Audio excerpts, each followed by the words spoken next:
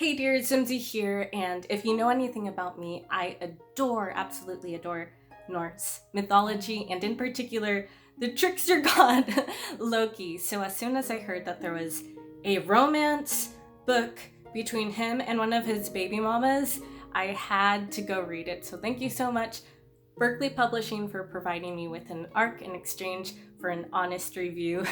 And the book I'm talking about and reviewing today is The Witch's Heart, and it highlights a very important character who's not talked about a lot in Norse mythology. But before I dive in, I do want to kind of warn that I will be spoiling ancient myths, but like kind of for the plot reveals or twists that are unique to the novel itself, I will try to keep that as minor spoiler-free as possible. Is that fair? Is that fair? So well-known myths like Ragnarök, the end of the gods, that is fair game. So essentially, Angrboda, who is a consort of Loki, is a very pivotal character for Ragnarök because she's the mother of Fenrir, Hel, and I'm forgetting the snake child's name here, but they are all like causes and bringers of the apocalypse for the gods.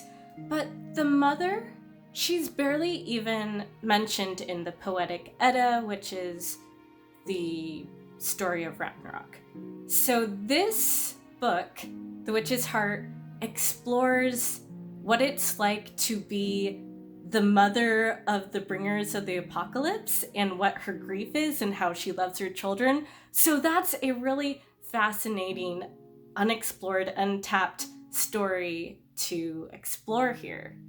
And I loved it. So a brief summary about the book. It's about Angrboda, who has the gift of foresight, and Odin wants to use her. So she hides away in a cave. And of course, Loki has a nose for trouble. He finds her, he seeks her out, he befriends her, and over time, he gradually comes to visit her again and tell her stories of all his misadventures. And gradually, they start bonding, they have a relationship, and their romance goes from there. And voila, they end up with children. So it's kind of interesting. Like, the first 60% of the book is almost like a slice of life. It's very domestic, but in that way, it humanizes the gods. And technically, Loki is considered a god and a giant, and then Angrboda is also a giant. So it humanizes gods and giants alike, and it's a very down-to-earth perspective. And that's what I found really compelling and refreshing about this book, that these weren't larger-to-life action figures, like kind of like Marvel Thor with his hammer. They felt like kind of real people with their family. There's Daddy Loki, so if you want to see Daddy Loki playing with little baby Fenrir, like who's a good boy, like Dream Daddy Dating Simulator with Loki. Here you go for the first big chunk of the book, and then it builds up to the sadness that follows of Ragnarök, and it makes it hurt all the more. Also, one thing I'd like to point out about this novel that's not necessarily a critique, it's an artistic styling choice, is that the language and the dialogue feel very modern. It's conversational. It might put off some like Norse mythology buffs. They might be like, you need to be more formal. But I think it makes it more accessible to people who aren't as familiar or who aren't like medieval nerds like me reading Norse poetry. So it's way more accessible. It's written in regular sentences. Also, if you are a nerd and you love all the myths, it does include like Loki's greatest hits. Like, the stories of Norse mythology, they're hilarious.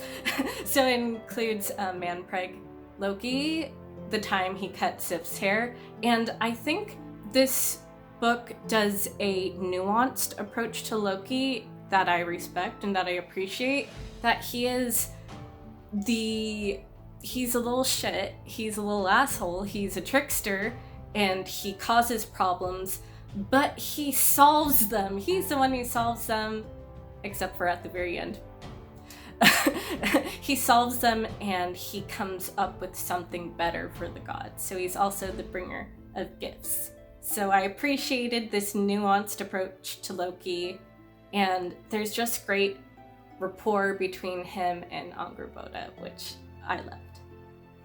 Yeah, I think that's all I have to say about this book. It's a sympathetic look at a figure that wasn't really explained or talked about in the Poetic Edda, despite her importance. So it looks at a mother's grief, a mother's love. It's about family bonds, and I think anyone can get behind that.